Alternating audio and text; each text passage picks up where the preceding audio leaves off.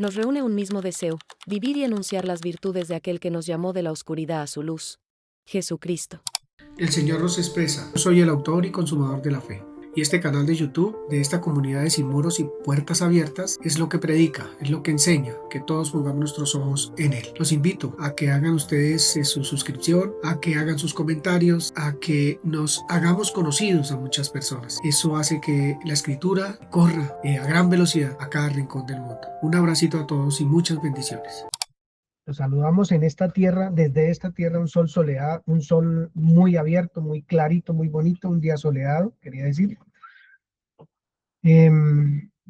Quiero aprovechar este instante para invitar a todos los que ven este canal y los que están viendo las predicaciones que se están subiendo todas las semanas en Sin Muros y Puertas Abiertas 2, que se inscriban, que hagan sus comentarios, porque pues hasta ahora no ha pasado. Esperamos que empiece a pasar. Que empecemos a ver y a comentar cada prédica, cada enseñanza, porque digamos que pues son las herramientas para que hasta en el último rincón del mundo se conozca el mensaje de vida, el mensaje de salvación, la reconciliación con Dios, el conocernos un poco nosotros también, porque en la medida que descubrimos a ese Dios maravilloso, grandioso, nos vamos descubriendo nosotros también, nos vamos amando, vamos entendiendo por qué nos aman, por qué estamos aquí, etcétera. Así de que una invitación a, a ser parte del reino de los cielos en su labor, que es expandir el Evangelio de Cristo. Gracias. Mis hermanos, todos buenos días. Los saludo con un abrazo muy fuerte. Y pues bueno, tengo un montón de cosas en la cabeza. No queriendo decir que esta mañana me voy a salir un poco de lo que hemos venido hablando. Voy a estar un poco ligado a todo lo que hemos venido hablando. Solo que digamos que la enseñanza tiene el propósito de hacerla verbo. ¿Qué quiere decir eso? Una acción en la vida nuestra. Creo que es lo que yo siempre he tenido en mi corazón, es poder manifestar ese deseo profundo de Dios de que lo que Él nos enseña a nosotros no se convierta en algo académico o de saber muchas cosas, sino poner en acción lo que Él nos dice todas las veces, cada vez que usted se acerca a la Escritura, cada vez que usted escucha a través de la palabra hablar al Señor, que esas palabras no queden ahí, sino que realmente nosotros podamos vivir a Cristo Jesús en nuestra propia vida, en el diario que nos corresponde a nosotros sobre la faz de la tierra. La iglesia tiene desafíos, y los desafíos de la iglesia hoy son bastante grandes. Los desafíos de usted como iglesia, de nuestras familias, de nosotros que ya tenemos cierta edad y estamos viviendo el Evangelio hace muchos años, pero también de los que están llegando, de los bebés, de los niños, de los adolescentes y de los jóvenes, que necesitan entender un evangelio para los tiempos de hoy, que necesitan entender la palabra de Dios de acuerdo al sistema que se mueve hoy, no porque el evangelio vaya a adaptarse al sistema, sino porque no todos necesitamos entender cómo vivir en medio de este sistema, cómo vivir en medio de esta, como digo yo, y lo he repetido varias veces, pandemia de pensamientos y de ideas y filosofías y tantas cosas que están saliendo y que vienen hace muchísimos años moviéndose en el pensamiento del ser humano. Son desafíos, desafíos que necesitamos aprender nosotros a afrontar, a llevar a cabo. Y pues bueno, creo que es un privilegio estar puestos nosotros acá como luz, como abono, como la sal de la tierra, como la imagen misma de nuestro Señor Jesucristo anunciando que Él viene pronto. Entonces, el salmista en el Salmo habla cosas bien interesantes. Se amargaba, en su corazón sentía cosas muy terribles, y eso era porque no entendía muchas cosas. No entendía seguramente sus procesos, no entendía su labor, los designios de Dios, no los podía entender, muchas cosas estaban en el corazón de este hombre.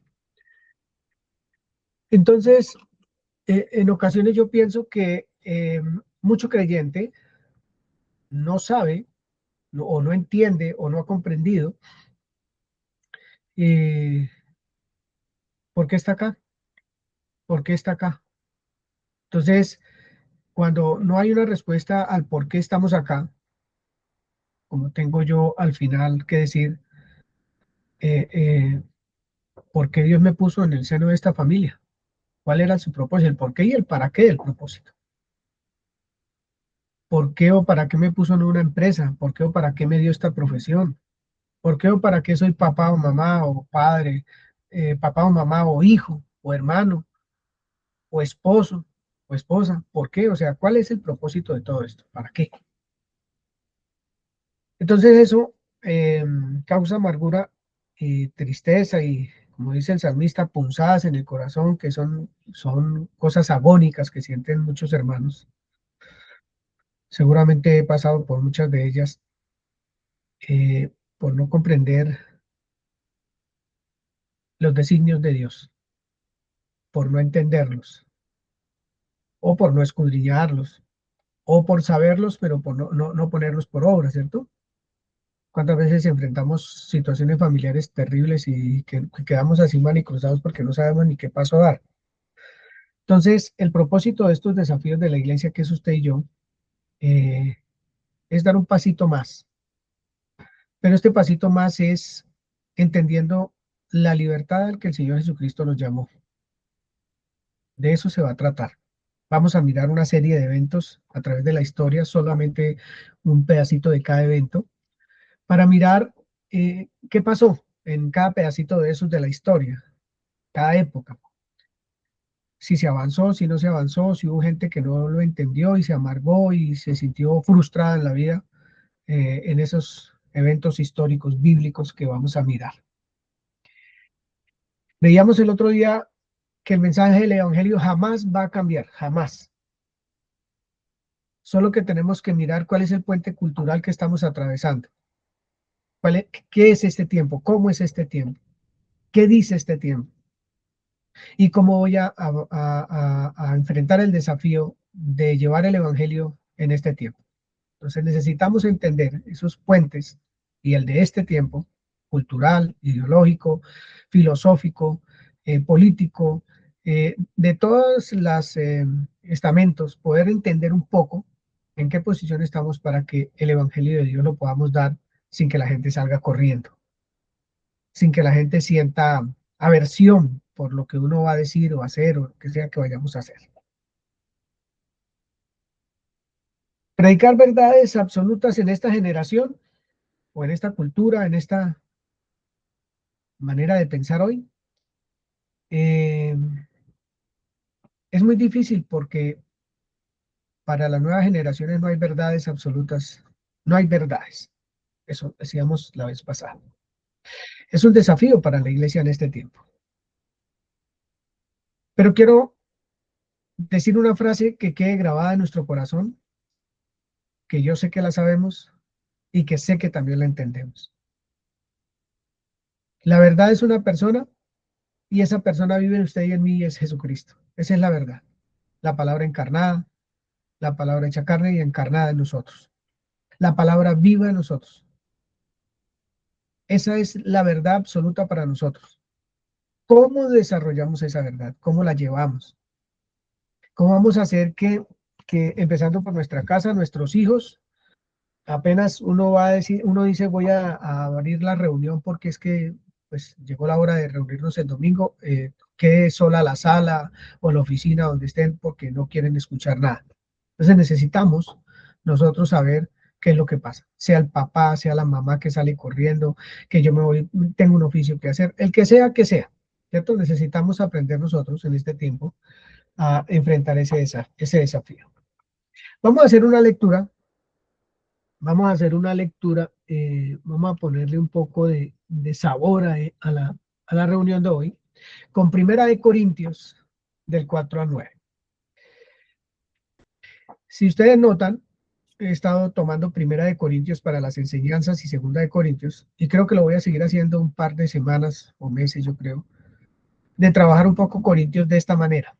Hay muchas maneras de trabajar Corintios. Yo me la paso una semana escuchando maestros de la palabra que enseñan cómo, cómo desglosar Corintios, qué dice Corintios, en qué época fue escrita, por quién fue escrita, qué llevó a escribir eso, cuál era el sentimiento del escritor, qué pensaba la gente de la época. Todo eso lo estoy escuchando semanalmente en varias personas que se dedican a ello.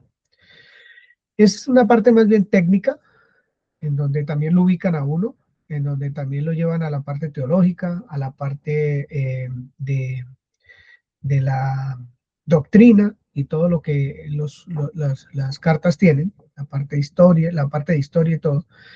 Entonces, lo que yo hago es, digamos, o lo que yo quiero hacer más bien es llevar Primera de Corintios un poco más familiar, más de la comunidad, en que todos podamos entender un poco Primera de Corintios.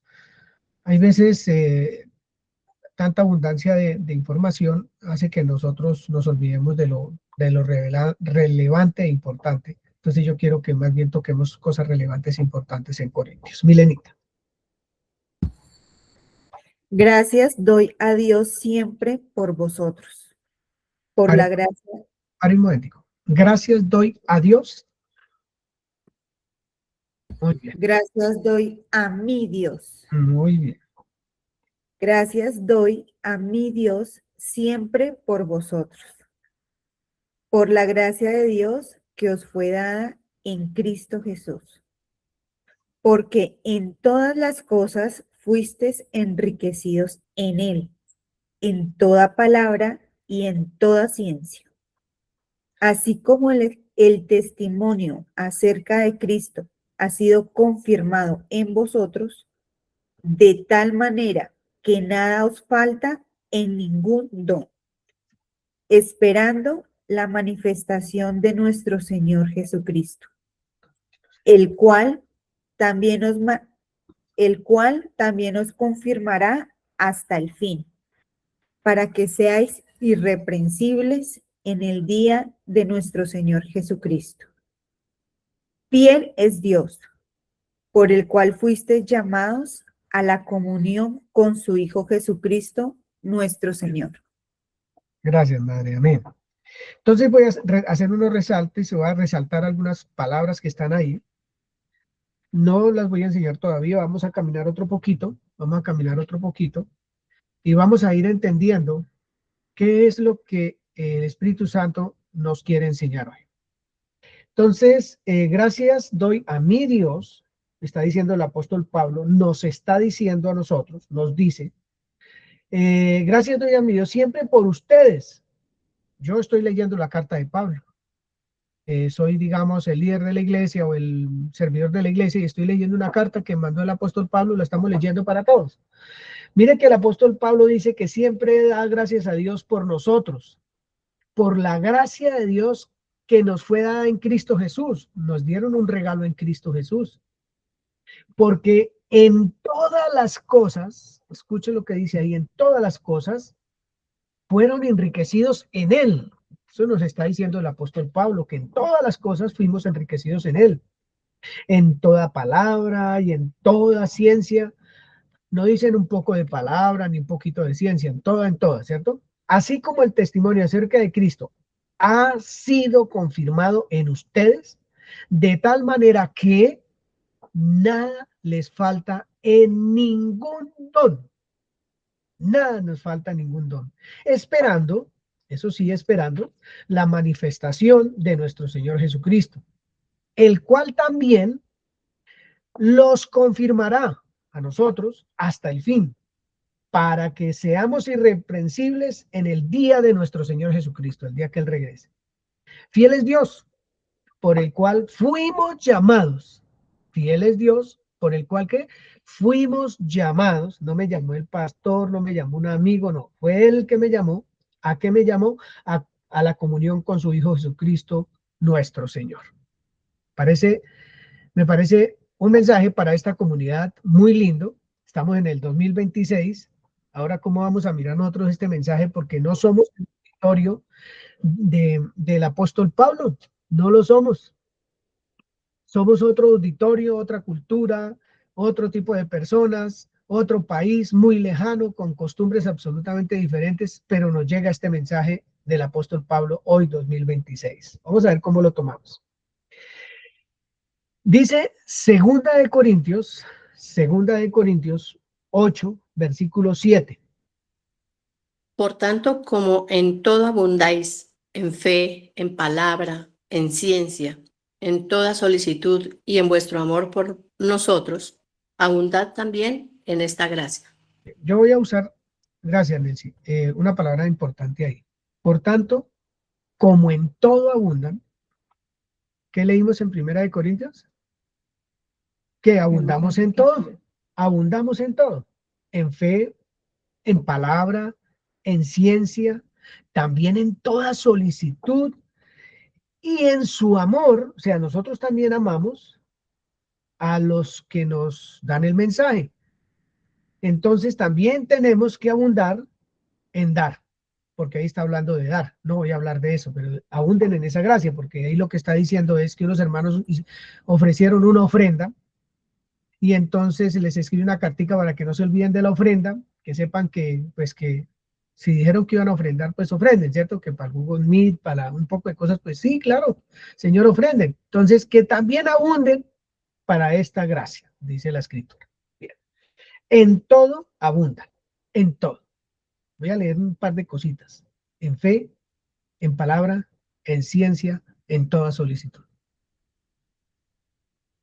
Ese mensaje, tengo una pregunta, ¿necesita atravesar un puente cultural, un puente ideológico, un puente político, un puente, yo no sé, de pensamientos, de ideologías? Eso que acabamos de decir, ¿necesita atravesar algún puente para que nosotros quepamos como auditorio en esta enseñanza, en esta carta que Pablo está enviando?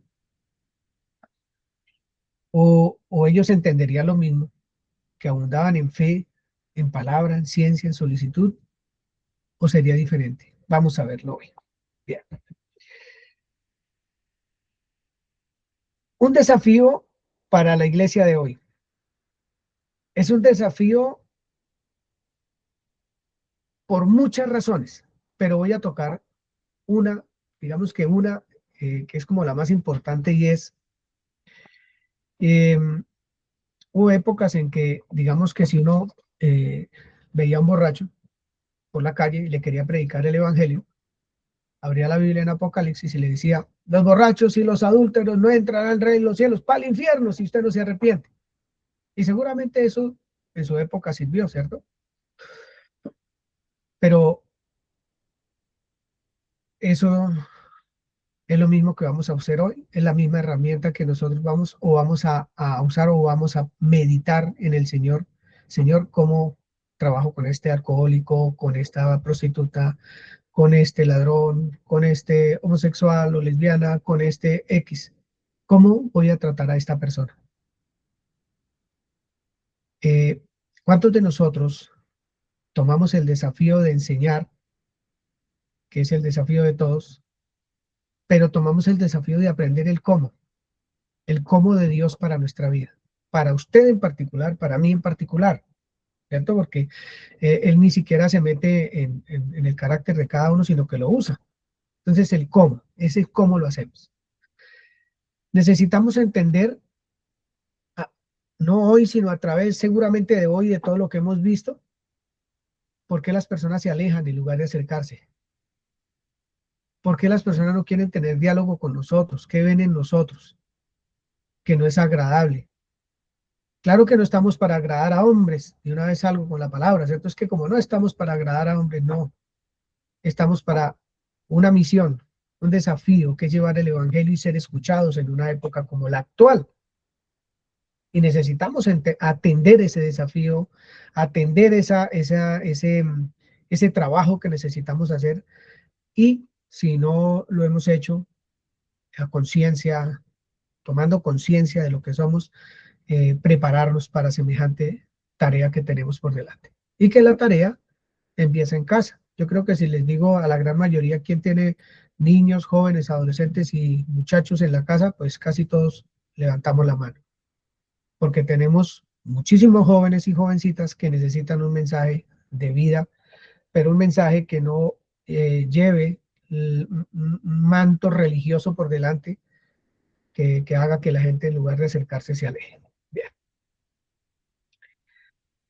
Voy a hablar de varios eventos en la vida que están en la escritura, que nos van a mostrar un poquito sucesos, pero también como resultados de esos sucesos, ¿cierto? Vamos a mirar muchas cosas, a ver qué pasa, pero muy cortito, vamos a verlas.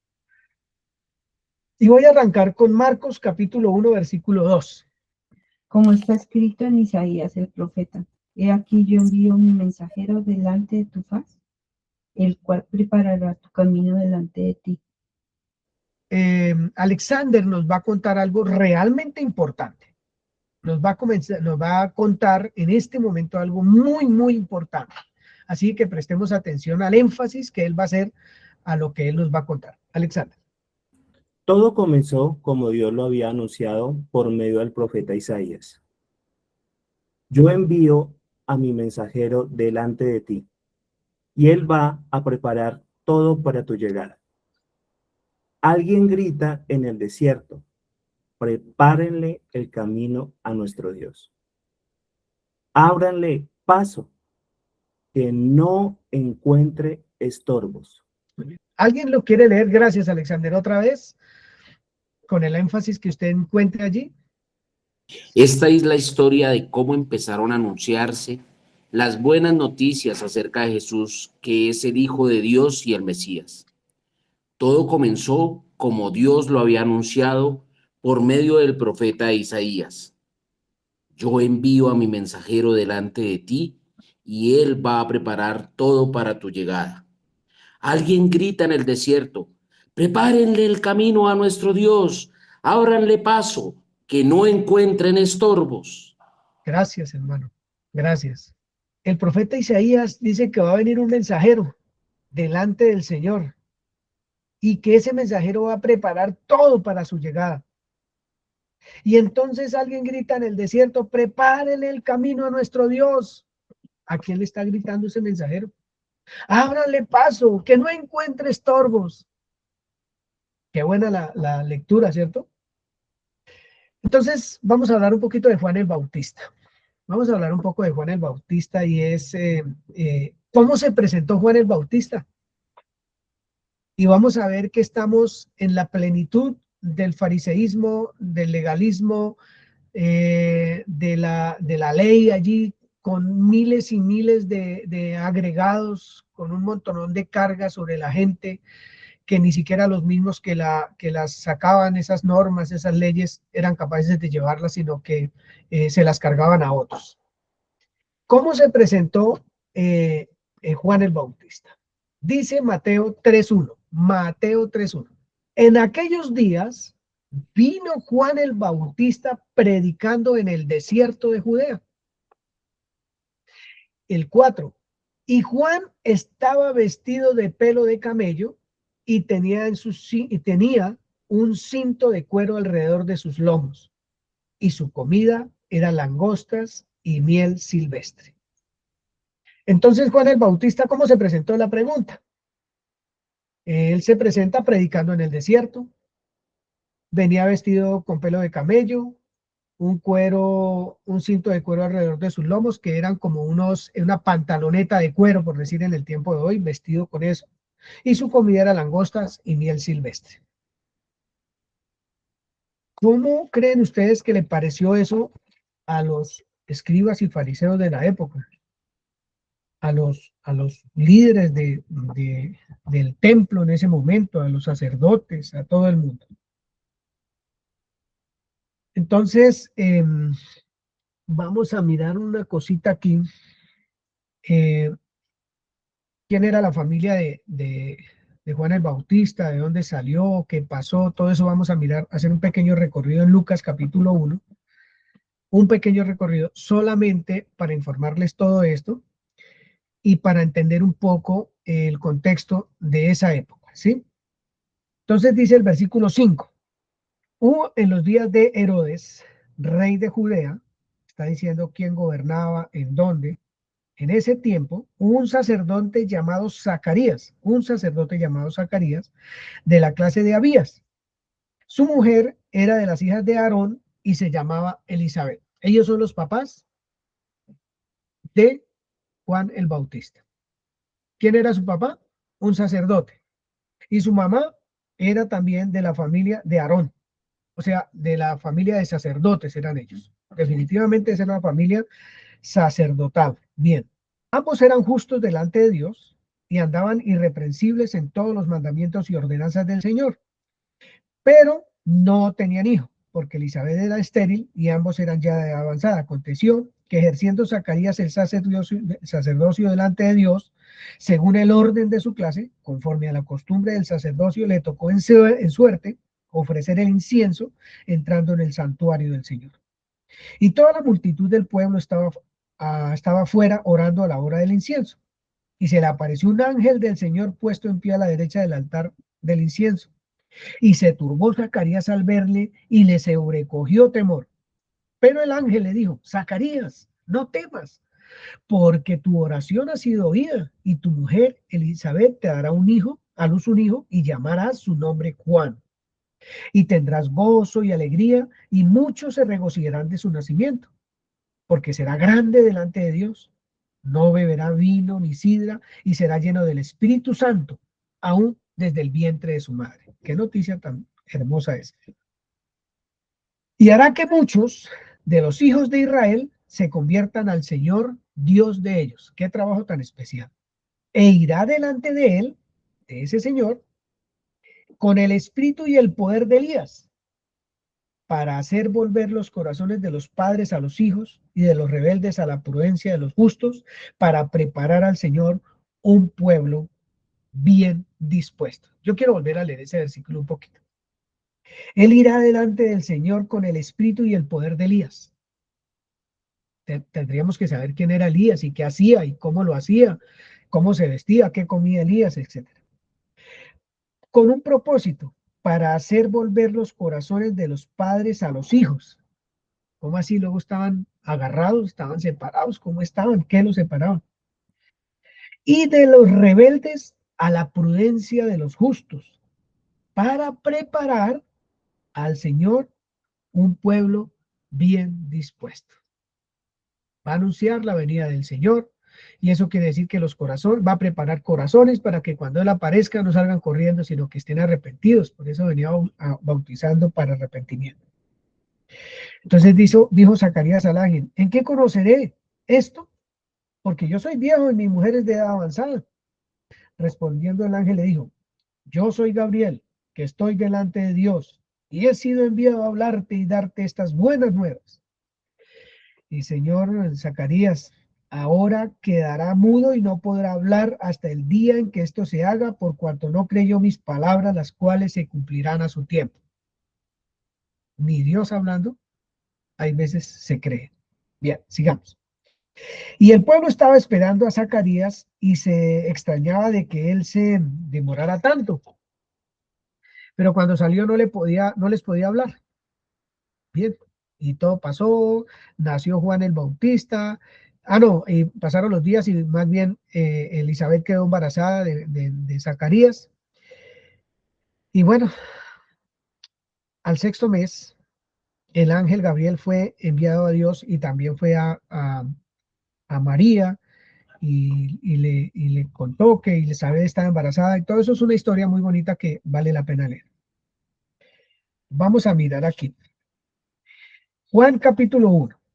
Este es el testimonio de Juan, versículo 19, Juan 1:19, cuando los judíos enviaron de Jerusalén sacerdotes y levitas para preguntarle: ¿tú quién eres? Confesó y no negó, sino confesó: yo no soy el Cristo. Y le preguntaron: ¿qué pues? ¿Eres tú Elías? Dijo: no soy. ¿Eres tú el profeta? Respondió: no. Le dijeron: pues ¿quién eres? Para que demos respuesta a los que nos enviaron. ¿Qué dices de ti mismo? Dijo: yo soy la voz de uno que clama en el desierto: enderezad el camino del Señor, como dijo el profeta Isaías. Hasta ahí. Entonces, yo quiero hacer un poquito de énfasis aquí en la forma como aparece Juan el Bautista. Uno era hijo de sacerdotes, por lo tanto, pertenecía a la familia sacerdotal levítica. Sí, levítica. Entonces, ¿en dónde debería estar él? ¿En dónde debería levantar la voz para predicar? Pues en el templo. ¿Pero dónde lo estaba haciendo? En el desierto. En el desierto. ¿Cómo se viste un sacerdote? Con una cantidad de prendas que están también en Levíticos y demás. ¿Y cómo venía vestido él? Con un vestido de pelo de camello. El pelo salió de un animal que para ellos es inmundo, pero no estaba vestido con el cuero de los camellos, sino con el pelo. Hicieron un vestido y con eso se vestía. ¿Y qué comía? Langostas y miel. O sea, saltamontes y miel, para tenerlo en este tiempo. Eso era lo que él comía. Creo que Juan el Bautista vino a mostrar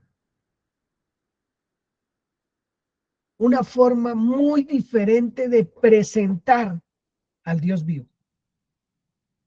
Una manera muy diferente de que las personas vieran a Dios. No eran encajonados en una casa de 4 paredes, ni era una forma de vestir, ni tampoco era una forma de comer, no era una jerarquía, no era un estatus, nada de eso. Un hombre que vino a romper con todas las reglas. Yo lo podría llamar un reformista o un reformador de la religión, diría yo. Un reformador que vino a decirle a todos esos religiosos: ustedes están haciendo, cada vez que recorren el mundo buscando 1 o 2 prosélitos, hombres y mujeres más hijos del diablo que ustedes mismos. Así no es. Esa no es la manera. Así no van a llegar a ningún lado. Arrepiéntase. Yo voy a bautizarlos, y todo el que quiera venir a bautizarse es que se va a arrepentir de sus pecados, porque el que viene detrás de mí es más grande que yo. Yo los bautizo con agua, pero el que viene tras de mí los bautizará con Espíritu Santo y fuego. Eso eran unas noticias supremamente grandes para un pueblo religioso, para un pueblo embebido en la religión. El que no pertenecía a la religión y no cumplía las cargas que ellos ponían, eso eran condenados, porque no había salvación para ellos. No había manera de ser salvos. Era juicio tras juicio y juicio tras juicio. Eran apedreados muchos por una cosa, por la otra. Los hogares se destruían porque el arroz se quemó, porque no se quemó, las mujeres no tenían ningún valor, etcétera, etcétera. Eso era una religión realmente abrumadora para la gente. Vino Juan el Bautista y dijo: así no es. Enfrentó la clase religiosa, pero enfrentó la clase política también, porque al que gobernaba ayer le dijo: usted está viviendo con la mujer de su hermano. Y eso lo indujo a que fuera metido preso y posteriormente asesinado por este líder de esa región. Y si empezamos a mirar nosotros un poco más, si empezamos a mirar, uno mira a un pueblo esclavo 400 años en Egipto, y llega la libertad para ese pueblo, y dura 40 años por un desierto, sin entender lo que significa ser libres, con una mente totalmente esclava de una vida que vivieron durante muchos años en el pasado, y no lo pudieron dejar atrás, tanto que muchos de ellos no entraron en la tierra prometida. No hubo un cambio, no lo pudieron percibir, no entendieron el mensaje de Dios, y casi que ni Moisés en sus comienzos entendió el mensaje de Dios, tanto que tampoco entró a la tierra prometida. Y vamos a la Torre de Babel. Dios dice: espárzanse por la tierra, que mi nombre vaya por toda la tierra. Ellos dijeron: hagámonos un nombre. Hagamos un nombre, hagamos aquí en esta ciudad una torre que llegue hasta el cielo y que nuestro nombre esté ahí. ¿Cuántos hombres y mujeres con mucho entendimiento, más bien, mucha ciencia, se hacen un nombre, pero no es el nombre de Cristo? ¿Cuántos buscan su propio estatus? No que el Señor sea conocido. Y eso fue lo que Juan el Bautista vino a hacer. Viene uno tras de mí, no soy yo. Yo no soy el Cristo, no soy Elías, no soy el profeta. Soy uno que trae un mensaje de que alguien viene detrás de mí que es más poderoso que yo. Él les trae un regalo, una promesa que está escrita en todo el antiguo pacto, el Espíritu Santo. Y miramos el tabernáculo, el templo, que era para unos poquitos nomás. El pueblo no quería hablar con Dios. Entonces le dijo a unos cuantos, venga, hablen con Dios allá ustedes y vienen y nos cuentan qué dice Dios. Si nos perdonó, si no nos perdonó, si seguimos viviendo, si no, si nos va a ir bien, si nos va a ir mal. Necesitamos que ustedes vayan y hablen con él. Siempre una tradición, siempre una manera religiosa de vivir. No, el pueblo nunca quiso asumir su responsabilidad y tampoco quiso aprender, tampoco quiso crecer el pueblo al respecto. Siempre le endilgó a otros sus responsabilidades. Y entonces llega Juan y aparece el Señor Jesús, anunciado. Anunciado por muchos, llegó él. Y eso, si uno mira en el antiguo pacto, los mensajes que hay para poder ver cómo la gente se acomoda y no avanza, es muchísimos. Y tanto Juan como el Señor Jesucristo en sus enseñanzas, Juan en su corto ministerio y Jesús en su trayectoria de vida, pero también en su ministerio de 3 años y pico, el golpe siempre era contra la tradición, contra la religiosidad. Eh, eh, Él a la prostituta no le dijo, mire, usted se va a condenar, sino venga, conversamos de Dios. Al ladrón nunca le dijo ladrón, le dijo amigo, compañero, hermano, lo trató con dulzura a ver que tomara su decisión de arrepentirse. Al cobrador de impuestos lo trajo, le enseñó. Al guerrillero los trajo, les enseñó, los amó. Rompió con toda la tradición, con absolutamente toda la tradición. Dijo, esto no se trata de un sábado, no se trata de si puedo hacer o no puedo hacer, de si puedo comer o no puedo comer. Esto es otra historia. Hay que romper con todo eso, hay que acabar con toda esa historia, porque esa historia lo que hace es condenar a la gente.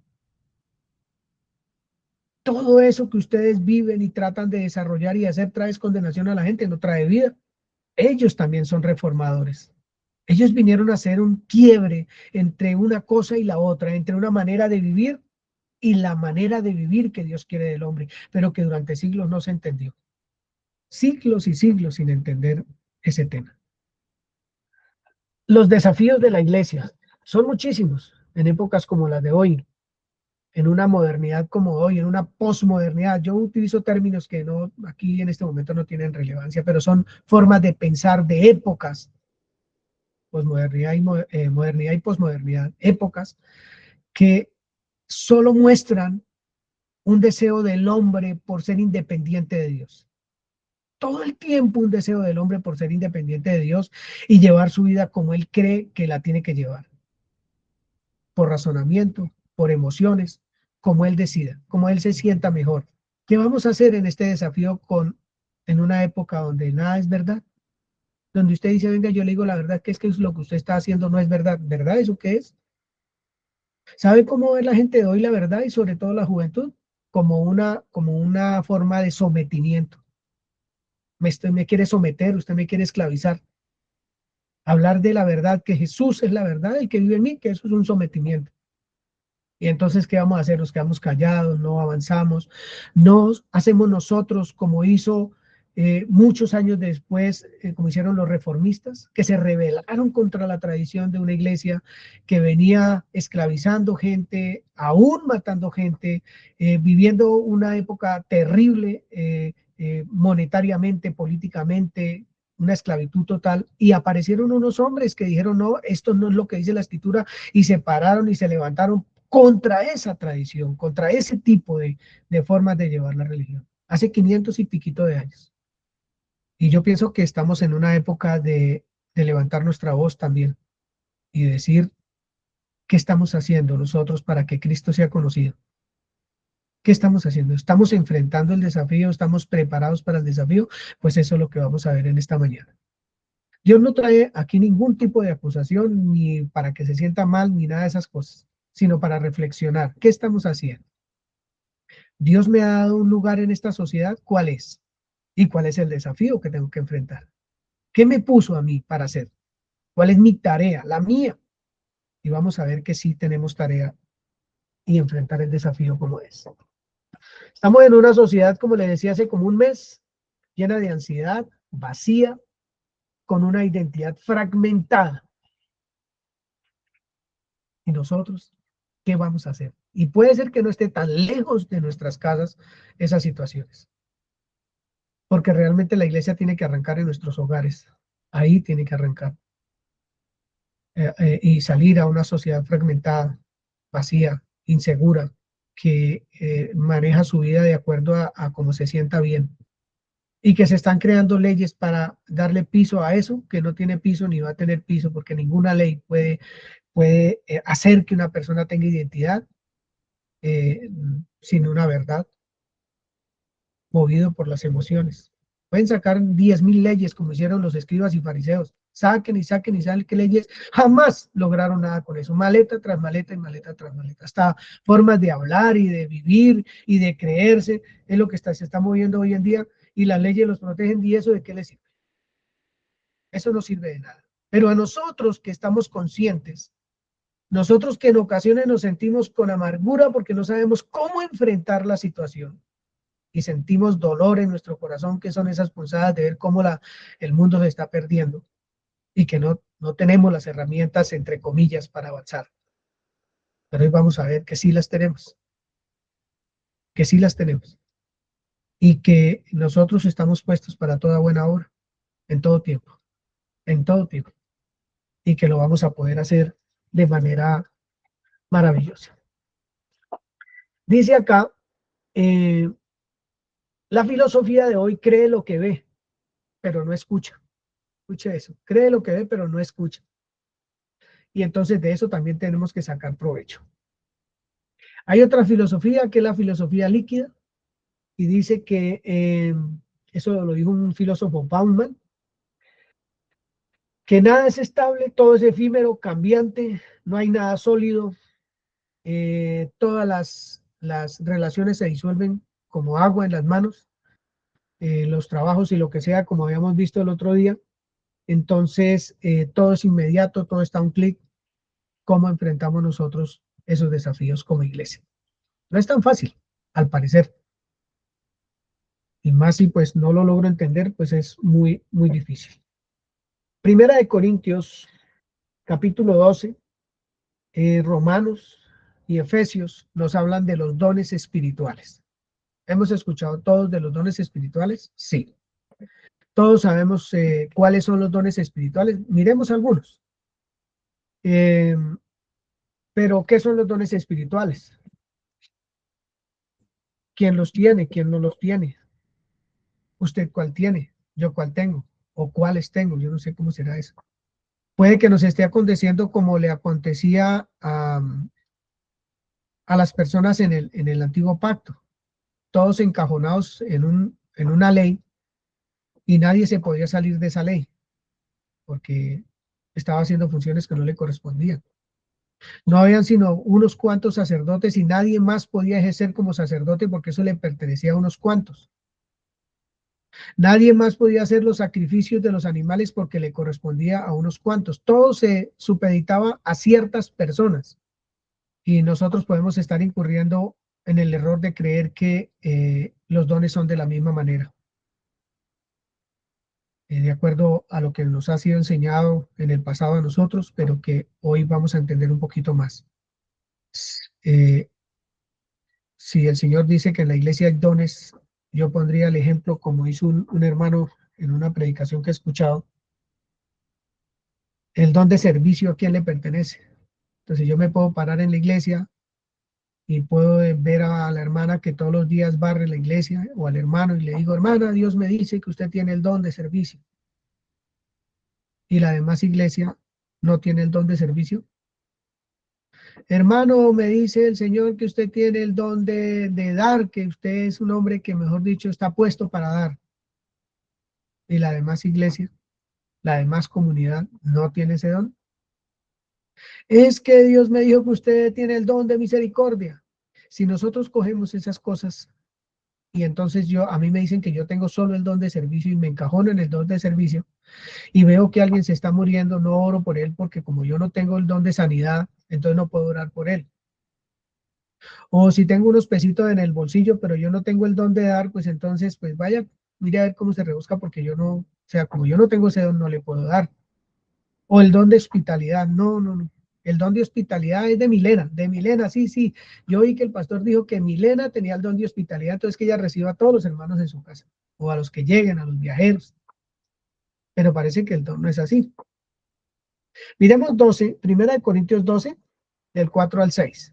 Dice así: ahora bien, hay diversidad de dones, pero el Espíritu es el mismo.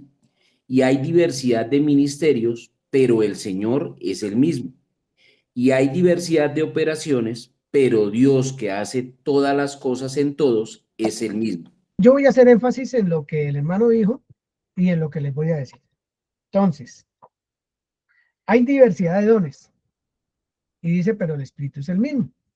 Hay diversidad de ministerios, pero el Señor es el mismo. Y hay diversidad de operaciones, pero Dios que hace todas las cosas en todos es el mismo. Pero a cada uno le es dada la manifestación del Espíritu para provecho. Y sigue diciendo, porque a este es dada por el Espíritu palabra de sabiduría. ¿Quién es este? A otro, palabra de ciencia según el mismo Espíritu. ¿Quién es ese otro?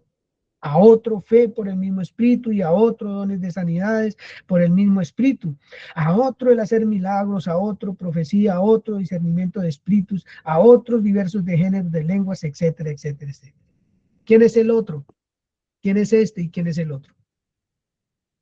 Miro para el lado porque alguien dijo que es que ese tiene tal y tal y tal don, o miro hacia acá, hacia esta iglesia, a este templo, y miro de qué me ha capacitado Dios, qué es lo que Él me ha dado para desarrollar este trabajo que tenemos, este desafío como iglesia que tenemos en una sociedad como la de hoy.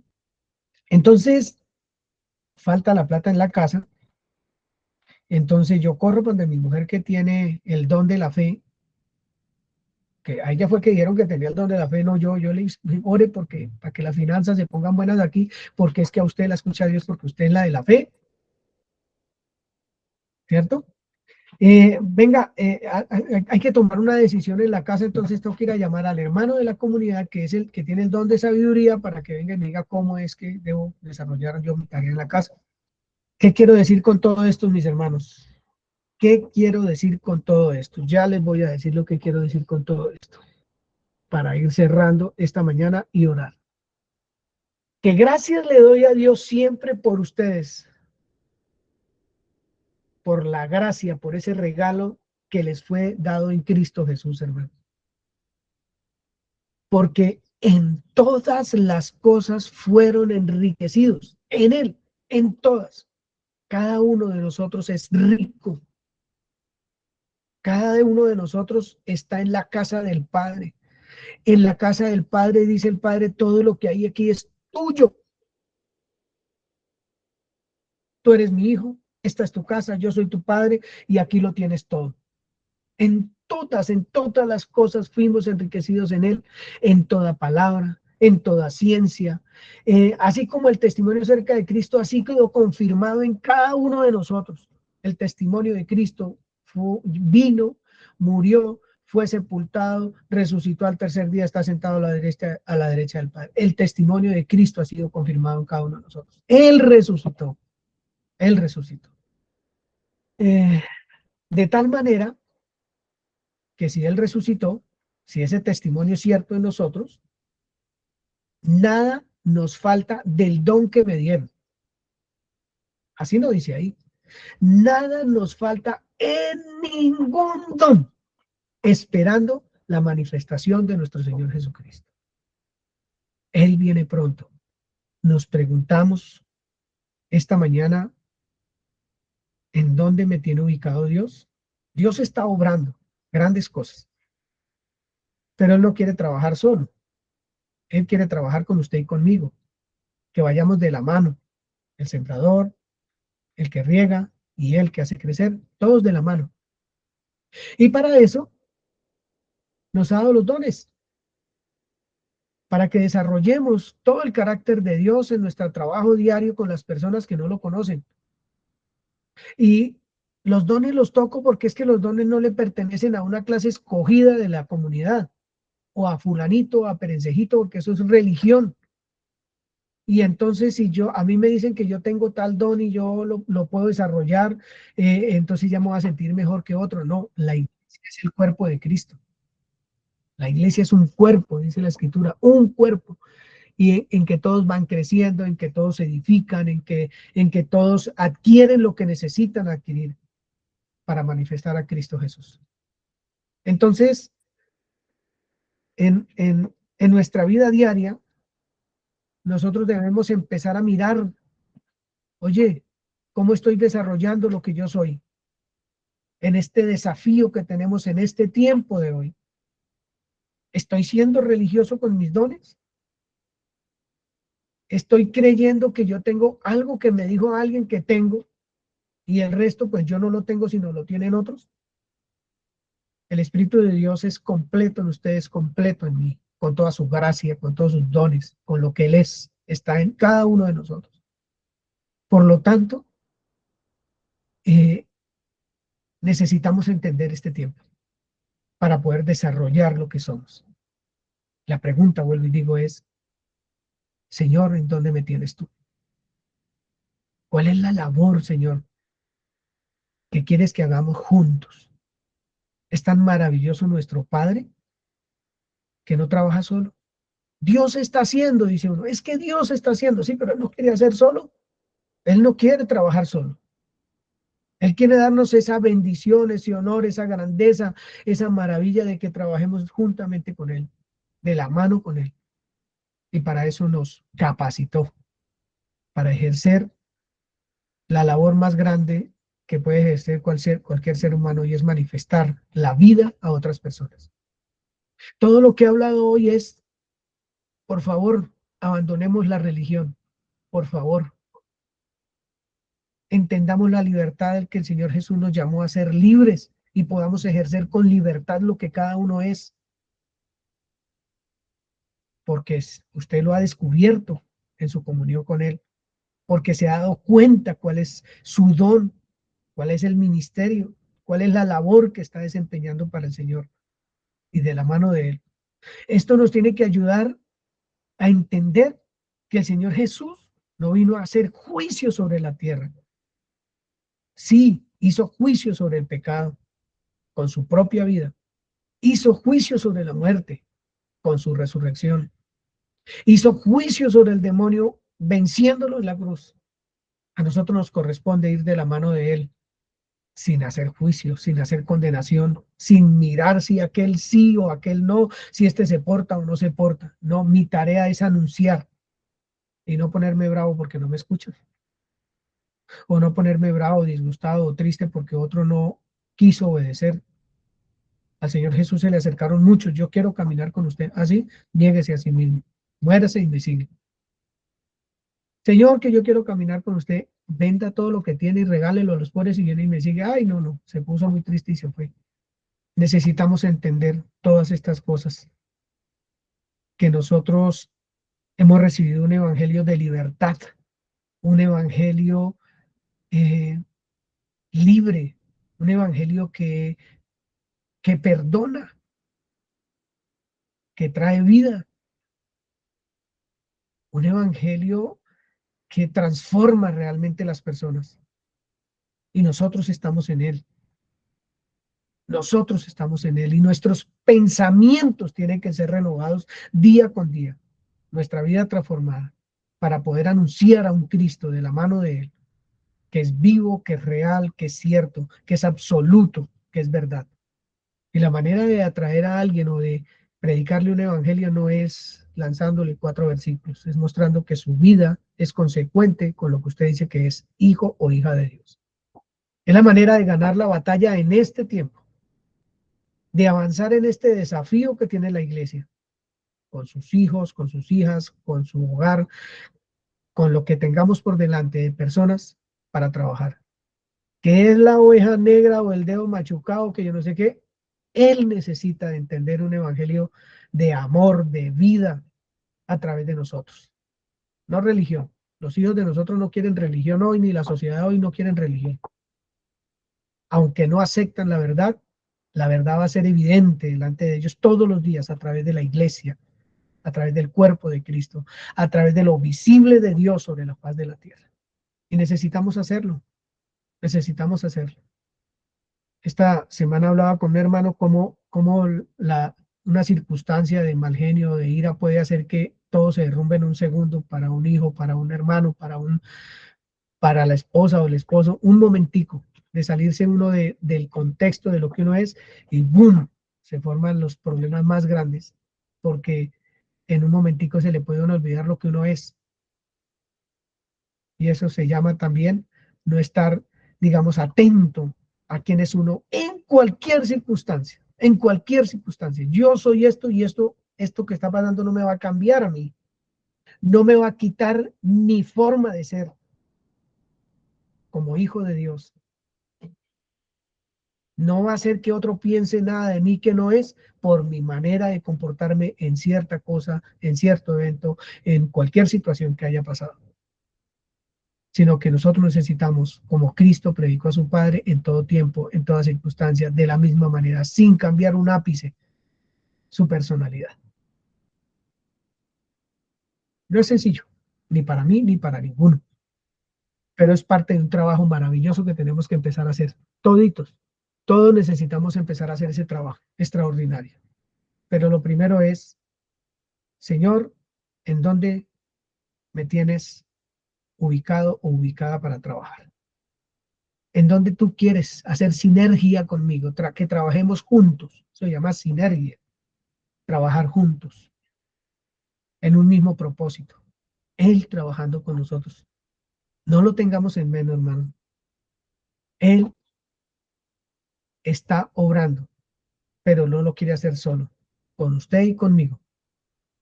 Cada vez que diga, no, es que Dios está obrando. Bueno, ¿y cómo está obrando? Yo cómo sé que Él está obrando. Porque para saberlo es porque estoy haciendo algo al respecto. Estoy participando de ese obrar de Dios. Sea porque tengo que amar, o perdonar, o cuidar, o ir un paso más, una milla más, no sé. Guardar silencio, como en muchas ocasiones toca, guardar silencio, para no ofender, para no maltratar, para no decir lo que uno no tiene que decir. Le contaba al hermano que un hombre se hizo tragar de una ballena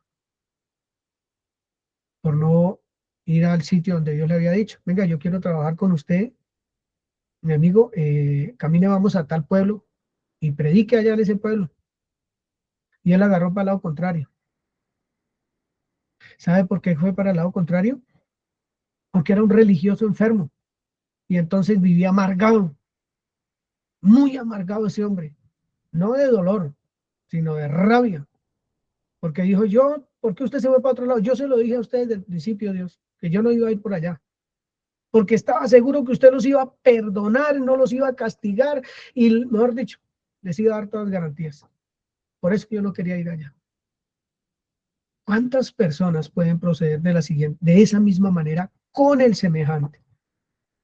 Y no estoy mirando a nadie en particular, me puedo estar mirando yo mismo, porque sabe uno que Dios va a perdonar, pero ¿cómo le va a perdonar semejante pecado? Lo que hizo, lo que no hizo.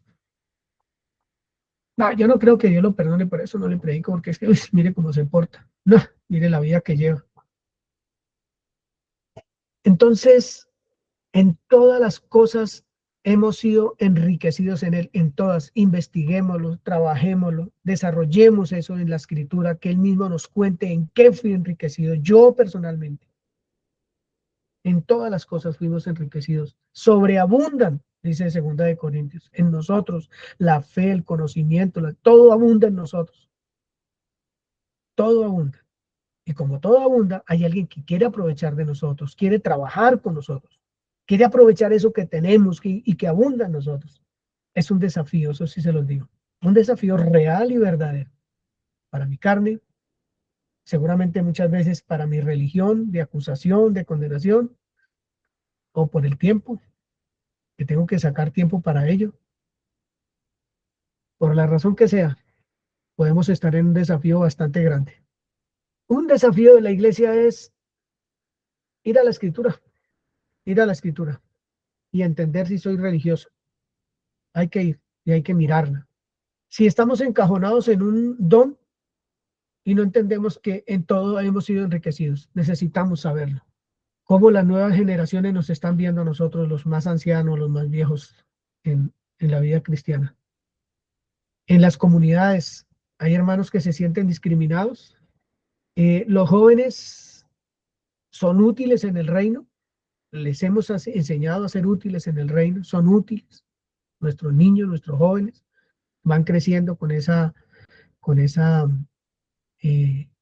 don o con esos dones de saber que son servidores del reino.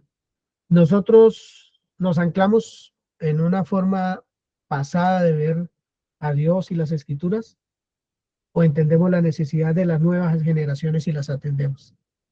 Tengo algo escrito acá que quiero leer un poquito. En este tiempo, mis hermanos, donde nada es importante, nada es verdad, el desarrollo de todo lo que Dios nos ha dado es un desafío muy grande, muy grande. Y el desafío radica en que yo no voy a levantar el dedo, ni de mi boca va a salir una palabra altisonante por aquel o aquella, quien sea. Pero ese trabajo que en ocasiones veces vemos pequeñito, no es tan pequeñito. Porque en eso que nosotros vemos pequeñito, Dios está trabajando con nosotros. Siempre recordemos que nosotros sembramos y regamos, pero que el que da el crecimiento es Él. Eso lo hace muy grande. Lo grande es que Dios nos da el privilegio de hacer sinergia con Él, de trabajar juntos en un mismo propósito para que el fruto sea abundante. Decimos, Dios te está trabajando todo el tiempo, y es verdad. ¿Cómo lo hace? ¿Con quién lo hace? Lo escogió a usted, a mí, para trabajar con Él. Y para eso nos capacitó. Nos dio unos regalos extraordinarios, maravillosos, que son los dones, para ponerlos a funcionar, a hacer vida, a ser reales en nosotros, en favor de otros además. Somos parte de la obra de Dios para otros. Por lo tanto, nos ubica ¿en dónde? En su familia, en su empresa, en el equipo de fútbol donde está, con sus hijos, como padre, como esposo, como hijo también, en donde lo tiene o la tiene ubicado Dios para trabajar mancomunadamente con Él. Porque ya Dios nos capacitó, ya nos dio lo que necesitamos para hacerlo. Así de que Dios está trabajando y nosotros somos sus compañeros, sus colaboradores. Somos los que hacemos sinergia con Él. Y eso es extraordinariamente grande y maravilloso. Los invito a entrar en la comunión con el Señor. Los invito a preguntarle, a saber, a amar el texto, a buscar en los textos lo que Dios dice de mí en favor de todos los demás. A hacer que la iglesia crezca, hacer que la iglesia se afirme, hacer que la iglesia se desarrolle de acuerdo a lo que es el cuerpo de Cristo. Que tenemos una cabeza maravillosa, que es el mismo Señor. Sepan esto, dice la Escritura, que si supiera el padre de familia a qué horas viene el ladrón, o a qué horas el ladrón habría de venir, velaría ciertamente, y no dejaría minar su casa, pues estemos también preparados, porque a la hora que no pensemos, el Hijo de Dios vendrá. Que nos haya haciendo así. Les doy gracias por esta mañana.